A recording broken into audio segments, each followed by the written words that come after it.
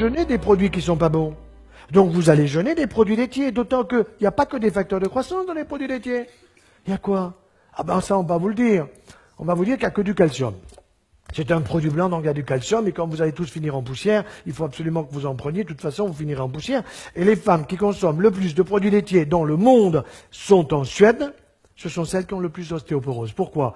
Parce que ce que le lobby des produits laitiers ose vous dire en minuscule dans une astérisque en bas de page avec une loupe, il faut le lire, c'est que le calcium animal est absorbé au maximum par votre intestin, par votre tube digestif, à 40%.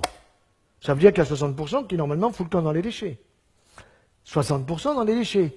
Par contre, on ne vous dit pas que le calcium végétal, celui que vous avez dans une pomme, dans une poire, dans des légumes, dans des légumineuses, dans des amandes, des noisettes, tout cela, tout ce qui est végétal, c'est 75% de l'absorption. Attention, si vous mastiquez bien. Sinon, vous allez faire des phytates. Et les phytates, vous les retrouverez tout simplement dans les déchets. Ça veut bien dire que le calcium végétal, c'est celui qui est le plus intéressant pour éviter une ostéoporose que je ne veux pas. Et que pour éviter cette ostéoporose, eh bien, il faut que je prenne plus de calcium végétal que de calcium animal, parce que le calcium animal, j'en absorbe 40%. Et si jamais j'en absorbe davantage, c'est possible. Si j'ai un leaky gut, c'est-à-dire si j'ai une porosité intestinale, la porosité c'est quoi? Vous avez un imperméable qui est poreux, il pleut, vous vous mouillez.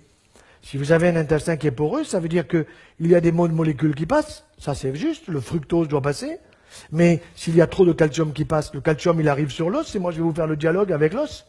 L'os il dit, moi j'en veux pas, j'ai tout ce qu'il me faut, dégage. Et où il va le calcium?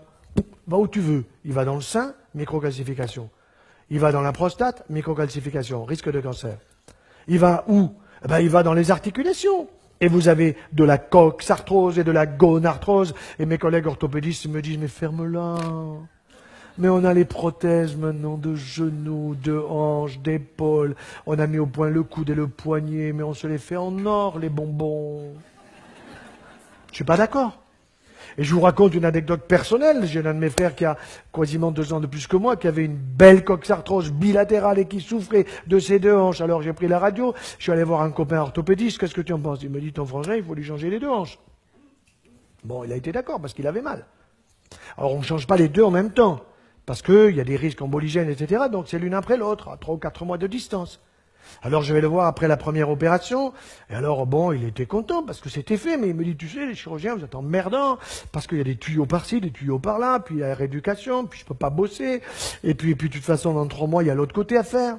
Je dis, mais tu veux vraiment te faire opérer de l'autre côté? Il me dit, mais j'ai mal. Mais t'as une solution, me dit-il. Je dis, bien sûr. Mais c'est quoi ta solution? Ah ben, il faut que ta femme écoute la mienne. C'est aussi simple que ça. Il faut que tu arrêtes de bouffer du beurre, des béchamels, on mange très très bien chez toi.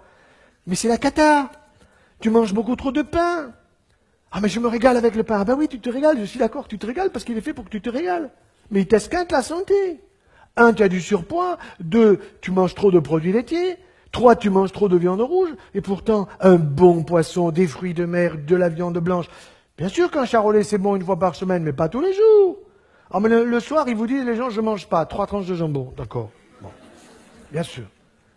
Alors, eh ben, ça fait 6 ans qu'il a été opéré de sa hanche droite, et il s'est pas fait opérer de la hanche gauche. Et quand vous faites la radio, c'est toujours la même hanche, elle n'a pas changé. Seulement, qu'est-ce qui s'est passé? La suppression des produits laitiers, le changement des habitudes alimentaires ont fait que, tout simplement, il n'a plus la douleur. Pourquoi? Parce que tout ce que vous consommez en produits laitiers, avec le yaya, le yaourt que je prescris la veille du départ dans l'au-delà. Connaissez Actimerde? Ça vous dit quelque chose? Bon. Arrosez vos salades d'huile d'olive, mangez mieux et meilleur. Je ne suis pas pour un régime, parce que quand vous donnez régime à quelqu'un, il vous dit ceinture, il m'a empêché de manger ceci, de manger cela. Non, miam, miam, miam. Mangez mieux et meilleur. Laissez tomber les produits laitiers de vache. Il faut que la vache soit sacrée, sauf si vous l'avez dans le jardin. Ça, c'est pas impossible. Mais si vous ne l'avez pas dans le jardin, laissez-la au supermarché. Croyez-moi, vous serez observé. Et à ce moment-là, tout le monde comprendra, je parle des publicitaires, que ce qu'il faut, c'est une publicité de qualité et pas une publicité bidon qui consiste à nous utiliser, à nous exploiter, parce que nous sommes beaucoup moins cons qu'ils ne le pensent.